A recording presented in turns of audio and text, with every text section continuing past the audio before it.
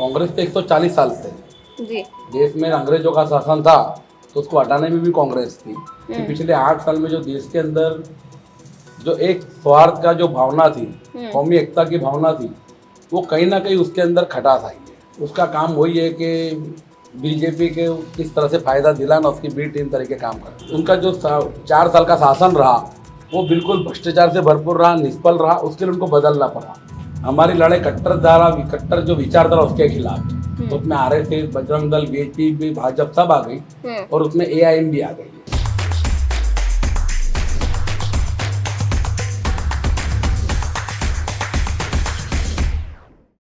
नमस्कार, मेरा नाम है सृष्टि गोयल और आज इस वक्त एबीपी लाइव की टीम मौजूद है सूरत में और सूरत ईस्ट के कैंडिडेट असलम साइकिल वाला जी हमारे साथ मौजूद हैं। कांग्रेस से ये कैंडिडेट है। क्या कुछ गुजरात में कांग्रेस की डेवलपमेंट है, इनसे जानेंगे और इनकी क्या तैयारी है अपने कंपिटिटर्स को लेकर, ये भी आपको बताएंगे। असलम जी, आपका बहुत बहुत स्वागत है एबीपी न्यूज के चैनल पर। सबसे पहला सवाल मेरा यही है कि कांग्रेस की तैयारी क्या है, क्योंकि सबसे ज्यादा कंप्लेन ये आ रही है कि कांग्रेस दिख नहीं रही है। ये वही लोग बोलते हैं जो इस देश की भिन्नतावादी नीति का विरोध करते हैं कि कांग्रेस दिख नहीं रही। कांग्रेस तो 140 साल से जी। देश में अंग्रेजों का शासन था, तो उसको हटाने में भी कांग्रेस थी। और अभी जो कट्टरवादियों का शासन चल रहा है उसको हटाने में भी कांग्रेस ही नहीं मिल रही। तो कांग्रेस तो जन जन के साथ है, लोगों के दिल में है, दिल में थी और दिल में ही रहेगी। तो आप देखिए, राहुल गांधी जी वैसे तो भारत जोड़ो यात्रा लेकर निकले हैं, ठीक है, पर लेकिन गुजरात के चुनाव को उन्होंने महत्व नहीं दिया। नहीं, ऐसा आप समझ रहे होंगे, बाकी हम नहीं मानते। गुजरात अच्छा। के चुनाव को भी उतना ही महत्व दिया जा रहा है जितना भारत जोड़ो यात्रा को महत्व दिया जा रहा है। जी। भारत जोड़ो यात्रा आज निकालना क्यों जरूरी पड़ा? आप 2014 के बाद जो देश का माहौल देख रहे हैं कि पिछले 8 साल में जो देश के अंदर जो एक स्वार्थ का जो भावना थी, कौमी एकता की भावना थी, वो कहीं ना कहीं उसके अंदर खटास आई है, कड़वास आई है। वो कड़वास मिटाने के लिए हिंदू, मुस्लिम, सिख, ईसाई, पारसी, जैन, हम सब भाई भाई, वो एक हम सब इस देश के नागरिक है, हम सब एक विचारधारा के साथ जुड़े हैं। हमारे लिए देश पहले है, देश का हर नागरिक हमारे लिए सम्मानीय है, देश का हर धर्म हमारे लिए सम्मानीय है। वहाँ कहीं ना कहीं 8 साल के शासन में भेदभाव दिखने मिला, कट्टरता देखने मिली। वो कट्टरता को प्रेम में बदलाने के लिए कन्याकुमारी से लेकर कश्मीर तक की 3500 किलोमीटर 350 किलोमीटर की यात्रा के रोज 25 से 30 किलोमीटर जो पैदल चल रहे राहुल जी निकल रहे हैं। और आज वो भारत जोड़ो यात्रा आप खुद देख लो कि उसको कितना रिस्पॉन्स मिल रहा है। लोग स्वयं उसके अंदर जुड़ रहे हैं कि देश की 95% आबादी देश के अंदर शांति सौहार्द बने रहे, वो चाहती है। 5% लोग ही ऐसे हैं कि जो ये चाहते हैं कि बस ये शांति सौहार्द बना ना रहे और उनकी राजनीति की कुर्सी बची रहे और उनकी राजनीति चलती रहे। अच्छा, तो आप एक चीज़ है कि जब एबीपी न्यूज़ का एक सर्वे होता है, सी वोटर सर्वे, तो जब हमने 2017 में देखा था तो सी वोटर ने आपको कम से कम 45% का वोट शेयर दिया था और लगभग इसी के आसपास बीजेपी का वोट शेयर था और बहुत अच्छी टक्कर दी, आपने बहुत अच्छी सीटें भी निकाली 2017 में।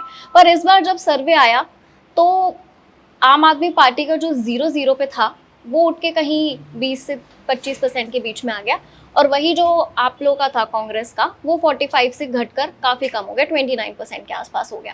तो आम आदमी पार्टी के आने का झटका कांग्रेस को होगा? तो हम आम आदमी पार्टी को कोई हमारा सामने वो समझते नहीं कि वो कोई है। अच्छा। उसका काम वही है कि बीजेपी के किस तरह से फायदा दिलाना, उसकी बी टीम तरीके काम कर रहे हैं। पर वो तो सीधा सीधा कांग्रेस को टारगेट करते हैं। हमारे सुप्रिया श्रीनेश जी ने जो कहा कि जी, आप पार्टी जी, वो आरएसएस का छोटा रिचार्ज, वो हमारे ही चैनल पे उन्होंने कहा है। बिल्कुल बराबर। जी। तो हम सब वही समझते हैं और हम मानते भी है कि वो अच्छा। होगा। ठीक है, राजनीति है, जाहिर जीवन है, इलेक्शन है, हर पार्टी अपना अधिकार है कि वो चुनाव लड़े, वो हमारा इश्यू नहीं है। हमारी लड़ाई भाजपा और आरएसएस के खिलाफ है। अच्छा। वो इसके लेके गुजरात के अंदर 5 साल का 2017 में इनका शासन आया, विजय रूपाणी जी मुख्यमंत्री बने, उनके कार्यकाल के अंदर कोरोना काल आया और कोरोना काल के अंदर जो कामगिरी उन्होंने करी, जो कुछ भी किया, भ्रष्टाचार किया, कि बहुत अच्छा वहीवट किया, तो भी उनके पूरे मंत्रिमंडल को उनके समेत घर बिठा दिया भारतीय जनता पार्टी आज से 1.25 साल पहले। तो घर किसको बिठाया जाता है? चालू सत्ता से, कि जिसके अंदर खामियां हो। तो पर इसे तो आप अच्छे डिसीजन की तरह भी देख सकते हैं। वो अच्छा डिसीजन हो ही नहीं सकता। अच्छे आदमी हो तो क्यों नहीं हटा रहे भाई, क्यों हटाना पड़ा? उनको केंद्र में कैबिनेट मिनिस्टर बनाना था, अच्छा। तो उनको तो डिग्रेड कर दिया गया। यहाँ तक कि उनको पार्टी से कहा भी गया कि तुम टिकट मांगे तो एलिगेशन होगा, आप टिकट भी मत मांगो। तो उनको नितिन पटेल जो डेप्यूटी चीफ मिनिस्टर थे, जो होम मिनिस्टर थे प्रदीप सिंह जाडेजा, एजुकेशन मिनिस्टर थे भूपेंद्र सिंह चुड़ामा, उनको लिखित कागज लिखना पड़ा हम चुनाव लड़ने वाले नहीं। जब वो चुनाव लड़ने वाले नहीं थे तो उन्होंने टिकटें क्यों मांगी थी पार्टी से? ठीक है, समझे कि नहीं? तो ये गुजरात की जनता जानती है। उनका जो 4 साल का शासन रहा वो बिल्कुल भ्रष्टाचार से भरपूर रहा, निष्फल रहा, उसके लिए उनको बदलना पड़ा। उसके बाद से भूपेंद्र पटेल जी मुख्यमंत्री बने। प्रदेश अध्यक्ष CR पाटिल जो है, वो CR पाटिल मैं मानता हूँ कि राजकीय रिश्ते सबसे करप्टेड कोई आदमी होगा गुजरात के अंदर, जिन पे एलिगेशन नहीं होंगे, जिनके एक डायमंड जुबली बैंक, आप सूरत में किसी को पूछना, आप सूरत घूम रहे हो ना, कल पूछना कि डायमंड जुबली कोऑपरेटिव बैंक कहाँ है, तो वो लोग बोलेंगे वो इतिहास हो गया थी, और वो बैंक कहाँ थी, कहाँ गम गई, वो आप CR जी से पूछना। ठीक है। और मेरा नाम लेके पूछना कि वो असलम जी बोल रहे थे कि वो डायमंड जुबली बैंक का क्या हुआ, अच्छा, क्या वजह वो बंद हो गई। अच्छा, आप सवाल कर रहे हैं तो एक मैं आपको बता दूं कि अभी हम सूरत ईस्ट से ही कैंडिडेट हैं AIMIM के, तो वसीम कुरैशी जी, उनसे हम बात कर रहे थे तो वो कह रहे थे कि कांग्रेस तो कहीं नहीं है, वो तो कह रहे थे कि कांग्रेस तो गायब है, और ओवैसी जी ने भी सूरत में कहा कि कांग्रेस तो गो डाउन है। वो जवाब आपको 8 दिसंबर को जब चुनाव काउंटिंग होगा तो 8 बजे शुरू होंगी, आपको 10 बजे पता चल जाएगा कौन गायब है। अच्छा, तो AIMIM को आप कंसीडर करते हैं अपना कॉम्पिटिटर? वो तो बीजेपी फाइनेंस पे चल रही है, अच्छा, और बीजेपी को फायदा कराने के लिए चल रही है, उसका कोई इशू नहीं। लेकिन ओवैसी साहब ने कहा था कि भाई अगर आप आम आदमी पार्टी को वोट देते हैं तो जो है डायरेक्ट जो है बीजेपी को फायदा है इससे, अगर आप आम आदमी पार्टी को वोट देते हैं। और आप कह रहे हैं कि AIMIM का बीजेपी का देखो, हमारी लड़ाई कट्टर जो विचारधारा उसके खिलाफ है, उसमें RSS, बजरंग दल, BJP, भाजपा सब आ गई, और उसमें AIM भी आ गई है। कॉम्पिटिटर है कौन फिर आपका? हमारी लड़ाई भाजपा के सामने, भाजपा से सीधी, बिल्कुल सीधी लड़ाई भाजपा के सामने। ठीक है। और ये आप पार्टी हो कि मीम पार्टी हो, उसका एक ही काम है कि उनका जो बैट्समैन बैटिंग कर रहा है तो उसको कैसा बैटिंग का चांस ज्यादा मिला जाए, आप कह रहे और हैं वो कि सामने किनारे पे। तो आप कह रहे हैं कि बीजेपी ने सपोर्ट के लिए AIM और आम आदमी पार्टी दोनों को मैं नहीं, आप एक काम करो, जो माइनॉरिटीज, उनको ऐसा है कि माइनॉरिटीज हमारे तरफ से, आप जाओ माइनॉरिटी के नौजवानों से, वडीलों से पूछो कि मीम पार्टी का क्या स्टैंड है, तो कहेगा और तो भाजपा के इशारे पे काम कर रही है। अच्छा, और ये सूरत का, ये गुजरात है, ये पर हैदराबाद नहीं। केजरीवाल तो कह रहे हैं कि हम बदलाव लाएंगे, ना कांग्रेस आएगी ना भाजपा आएगी। ये हैदराबाद नहीं है, अच्छा, ये सूरत है, गुजरात है। यहाँ कट्टरधारा विचारधारा किसी की नहीं चलेगी, अच्छा, चाहे कोई भी हो। अच्छा, जो उसने भी कट्टरधारा विचारधारा रखी है उसको घर जाना तय है, और खराब रिश्ते जाएगा। और मैं आपको इसके लिए बोल रहा हूँ कि मुझे पूरा विश्वास है कि इसका जवाब 8 तारीख के दिन, 8 दिसंबर को जब काउंटिंग होगा, उस दिन पता चल जाएगा कि कौन क्या है, तो कौन अभी कहाँ स्थिति। तो सूरत में हवा कांग्रेस की आप कह रहे हैं? कांग्रेस 100% जीतेंगे। 100%। उसका कारण है जीतने का कि ये पूर्व विधानसभा की मैं बात करता हूँ कि ये पूरा सूरत सिटी एरिया है, वॉल सिटी है, जूना ओल्ड सिटी सूरत। सूरत का जो आप डेवलपमेंट देख रहे हैं ना, उसकी स्थान, उद्गम स्थान जो है, जन्म स्थान, वो ये सूरत सिटी है, जहाँ से मैं चुनाव लड़ रहा हूँ। आज तुम सूरत की हर गलियाँ देख लो, तो जो उनका विकास का काम होना चाहिए, जो सुख सुविधा होना चाहिए, वो अदर सूरत के दूसरे एरिया से बेहतर नहीं है। सूरत के अंदर 9 जोन है SMC के, सूरत म्यूनिसिपल कॉर्पोरेशन के 9 जोन है। उसमें सेंट्रल जोन ही ऐसा है कि जिसमें आज भी ड्रेनेज की समस्या है, पानी की समस्या है, रोड की समस्या है। आज भी यहाँ जो स्कूलें होनी चाहिए, जो पुरानी स्कूलें थी, वो अच्छी स्कूलें नहीं बना सके। तो आप कह रहे हैं बीजेपी ने 27 साल में कुछ नहीं किया? दूसरी बात बोल रहा हूँ कि जो सुमन हाई स्कूल चलाती है कॉर्पोरेशन, वो इधर सब दूसरे जोनों में है। सेंट्रल जोन में एक भी सुमन हाई स्कूल नहीं है, चाहे गुजराती की हो चाहे उर्दू की हो। तीसरी बात के जो कॉर्पोरेशन से लेवल से जो काम होना चाहिए, उसमें ये जो धारासभ्य है अरविंद राणा जी, वो बिल्कुल निष्फल रहे हैं। यहाँ पर आप घूमो तो जरी उद्योग चलता है, जो जरी का आप समझते होंगे, जो लेडी से ज्यादा उपयोग करती है। जरी उद्योग यहाँ का लघु उद्योग है, गृह उद्योग है। 2018 से उसका GST का एक प्रश्न है, उन्होंने विचारों ने वो सब ने रजूआत करी, और अरविंद राणा जी जो समाज से आते हैं, वो समाज के 70% लोग उस धंधे से जुड़े हुए लोग। पर अरविंद राणा जी ने 20 लेटर लिखे होंगे सरकार में, गुजरात सरकार में, केंद्र सरकार में, कि ये GST का जरी से हटाओ या इसको कम करो।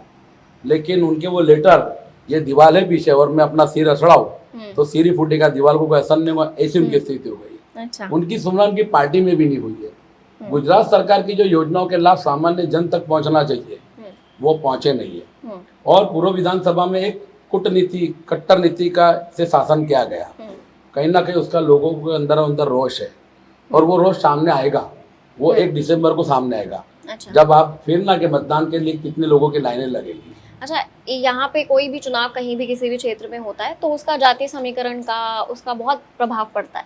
तो अब AIM ने भी और आपका भी दोनों जगह मुस्लिम कैंडिडेट है, क्या वोट कटेगा बटेगा? देखो, मैंने कहा ना कि मीम के ऊपर मेरे को कोई चर्चा नहीं करनी। फिर आप भी उस चर्चा मेरे से RSS पे चर्चा कर लो, वो ज्यादा अच्छा रहेगा। RSS पे चर्चा करेंगे, वो मीम पे चर्चा हो गई सीधी। अच्छा, एक बात समझ, तो आप कहीं नहीं देख लेना उनके कैंडिडेट को ना, ओवैसी जी को आप सीधा सीधा कह रहे हैं, आप रहने दीजिए। सीधा चैलेंज कहता हूँ कि बीजेपी के कैंडिडेट, आपके कैंडिडेट और मीम के कैंडिडेट और मुझे बिठा लो, कौन सूरत का इतिहास ज्यादा जानता है, अच्छा, कौन उनका इतिहास ज्यादा जानता है, वो सामने आ जाए। अच्छा, अभी जब हम आ रहे थे तो आपके बारे में बता रहे थे लोग कि लिंबायत में आपका बहुत अच्छा प्रभाव है, तो टिकट यहाँ से फिर क्यों? देखो, पार्टी ने टिकट दी, मैं कोई करोड़पति अब्जोपति आदमी तो हूँ नहीं, सामान्य आदमी हूँ, साइकिल वाले अटक है मेरी, काम करता हूँ लोगों के बीच में, लोगों से सर्वे किया गया और पार्टी का 6 महीने 1 साल से प्रोसेस चल रहा है। वो प्रोसेस में कहीं ना कहीं मेरा नाम था, कहीं ना कहीं मेरा नाम है, लोगों की चाहत है।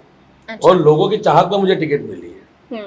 और हमारे प्रदेश के नेता हो कि दिल्ली के नेता हो, वो हर कोई जानता है कि असलम लोगों के लिए लड़ता है, लोगों की आवाज़ है। मैं सिर्फ मेरा अल्लाह से डरता हूँ, भाजपा बारे से मीम आप, उससे मुझे कोई लेना देना नहीं है, उनसे मुझे कभी भय था भी नहीं और कभी भय रहेगा भी नहीं। तो अभी आपके टॉप लीडर्स में चलिए, राहुल गांधी जी तो अपनी भारत जोड़ो यात्रा पे निकले हुए हैं, वो तो कश्मीर जाके रुकेंगे अब, तो उसके अलावा प्रियंका गांधी या कोई बड़े लीडर्स का यहाँ आने का कब प्लान है? देखो, वो पार्टी का ऊपर वालों का है, जो आए वेलकम है, नहीं आए तो हम भी इतने सक्षम हैं कि लोगों के बीच जा रहे हैं। अच्छा। और यहाँ लोग हमको भी जानते हैं। देखो, पूर्व विधानसभा में आप घूमेंगे तो एक आसान धारा कायदा लगा हुआ है, ये आपके लिए भी समझने की चीज। पूरे जो सूरत शहर का सेंट्रल जोन एरिया, उसमें भारतीय जनता पार्टी ने 2018 से आसान धारा लगा दिया है। अच्छा। आसान धारा का मतलब ये होता है कि कोई हिंदू अपनी मिलकत उसकी पूरे परिवार की मर्जी हो तो भी बेच नहीं सकता। अच्छा। कोई जैन उसकी मिलकत, उसकी प्रॉपर्टी पूरे परिवार की मर्जी है तो भी बेच नहीं सकता। और वो पूरे परिवार की, पूरी फैमिली की मर्जी होने के बाद बेचने निकल रहा है, तो उसको कहीं ना कहीं भारतीय जनता पार्टी या भगवादारी पार्टी के साथ जुड़ा हुआ, भगवादारी संस्था के साथ जुड़ा हुआ आदमी उसको नो ऑब्जेक्शन एक अर्जी दे देता है। और एक प्लानिंग से पिछले 4 साल में एक इतना करप्शन चल रहा है, भ्रष्टाचार चल रहा है एडमिशन में, कि वो फाइल चलते चलते इतना भ्रष्टाचार हो जाता है कि जो प्रॉपर्टी 25 लाख की होती है उसमें कम से कम 10 लाख रुपए इनको भ्रष्टाचार में देना पड़ता है। अच्छा। और वो फाइल किसके थ्रू ओके होती है? जो भगवादारी संस्था या भारतीय जनता पार्टी के साथ जुड़ा हुआ आदमी हो, एडवोकेट हो, वो इसको क्लियर करता है। अच्छा। तो ये जो आसान धारा लगा दिया गया, एक लोगों के ऊपर थोपा गया है, उसके कारण लोगों में एक अंडर करंट, एक रोष है जी। आज आपकी मिलकत है, आप इच्छेंगे कि मैं बेच के मैं दूसरी जगह चली जाऊं तो भी आप जा नहीं सकते।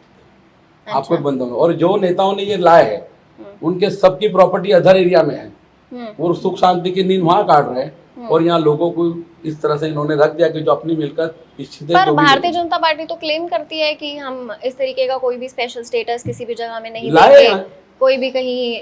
देखो, सूरत में आसान धारा लाए, आज अहमदाबाद में आसान धारा है, तो अहमदाबाद में जब कॉम्युनल राइट्स होते थे उसके लिए आसान धारा लाए, गोधरा में आसान धारा होगा, बड़ौदा में होगा। सूरत का जो मैं आपको बता, सेंट्रल जोन एरिया है, आप 92, 87 या 2002 कोई भी बनाओ देख लो, ऐसा कोई बनाओ ये इस एरिया में नहीं बना कॉम्युनल राइट्स पे, कि जिससे ऐसा करना पड़े। यहाँ पे हिंदू हो तो वो भी मुस्लिम की इज्जत करेगा, मुस्लिम हो तो वो भी हिंदू की इज्जत करेगा, वो भी पारसी की इज्जत करेगा, वो भी ईसाई की इज्जत करेगा। यहाँ एक दरगाह है बहुत बड़ी, ऐतिहासिक दरगाह है ख्वाजादाना की। अच्छा। आप सुबह खाली जाके बैठना कि कितने मुस्लिम सिवाय के धर्म के लोग वहाँ दर्शन करने आते हैं, कितने श्रद्धालु आते हैं। अच्छा। तो आपको आइडिया आ जाएंगे कि देखो यहाँ ऐसे भी लोग हैं। बहुत सारे आरोप लगाए आपने। नहीं, मैं आप बता रहा हूँ कि यहाँ जितने भी लारियाँ चलती खाने की, जो किसी को नॉनवेज खाना हो ना तो वो मुस्लिम की लारी ढूंढता है कि नहीं, वो 70 रुपए की लारी पे बढ़िया खाना मिलता है, मैं वहाँ खाने जाऊंगा। ये ना, ये कल्चर है सूरत का जी, ये समझ लो। तो आप कह रहे हैं कि जनता में कोई डिवीजन नहीं है, पार्टी कर रही है। बिल्कुल, सूरत की जो असल सूरत की प्रजा, उसमें कोई डिवीजन नहीं। उसका सबसे बड़ा कारण है तापी माँ का पानी। ये अच्छा, पानी ऐसा है कि वो कल्चर कुदरती आ जाएगा, तो उसमें फिर कट्टरता नहीं चाहे है। फिर देश में कोई भी टॉपिक चल रहा हो, सूरत पे उसका असर नहीं कोई सेंट्रल जोन में नहीं पड़ेगा, पड़ेगा। चाहे ज्ञानवापी में नहीं मुद्दा नहीं, चल रहा हो, चाहे सेंट्रल जोन में नहीं पड़ेगा। अच्छा, सूरत के इधर दूसरे एरिया में पड़ सकता है, सेंट्रल जोन में कभी नहीं मतलब पड़ेगा। आपके हिस्से में नहीं होगा, चाहे कहीं भी हो। उसमें सूरत नॉर्थ असेंबली का भी एरिया आ जाता है और अच्छा। सूरत ईस्ट का भी एरिया आ जाता है। सूरत ईस्ट ठीक पूरी आती है, सूरत नॉर्थ का लगभग 60% हिस्सा आता है, उसमें 50% हिस्सा। ठीक है, तो असलम जी सीधा सीधा में ये बता रहे हैं कि उनका कोई कंपटीशन है नहीं। भाजपा को थोड़ा बहुत कंपटीशन मानते हैं, पर लेकिन सरकार कांग्रेस की आ रही है। एक आखिरी सवाल का जवाब दे दीजिए, कांग्रेस कितनी सीटें निकाल रही है? 125 प्लस सीटें 100% निकलेगी। बहुत बड़ा आंकड़ा नहीं बता रहे नहीं, हैं क्यों आप। निकलेगी? देखो, आप 2000 के एक अभ्यास कर लेना। 2000 के साल में गुजरात में तालुका पंचायत, जिला पंचायत, नगर पालिका, महानगर पालिका के चुनाव हुए। तब भी आप जैसे लोग ऐसा बोलते थे कांग्रेस तो पिक्चर में ही नहीं है। अच्छा, तो 24 में से 21 जिला पंचायत कांग्रेस की आई थी। अहमदाबाद महानगर पालिका, बड़ौदा महानगर पालिका में कांग्रेस का शासन आया था और कम से कम 200 तालुका पंचायत में कांग्रेस का शासन बैठा था। सूरत के अंदर, बड़ौदा में खाली 3 सीट से हमारा शासन नहीं रह पाया था। सूरत में हम सबसे ज्यादा मजबूत स्थिति में थे, जबकि 29 फॉर्म हमारे कैंसिल हुए थे, तो भी हम मजबूत विपक्ष बने थे।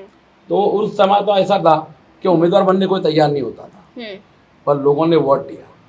और आज भी हमको पूरा विश्वास है कि ये गुजरात की धरा सिर्फ 2 पार्टी में चलती, भाजपा और कांग्रेस, तीसरी अच्छा। को कभी एक्सेप्ट नहीं किया।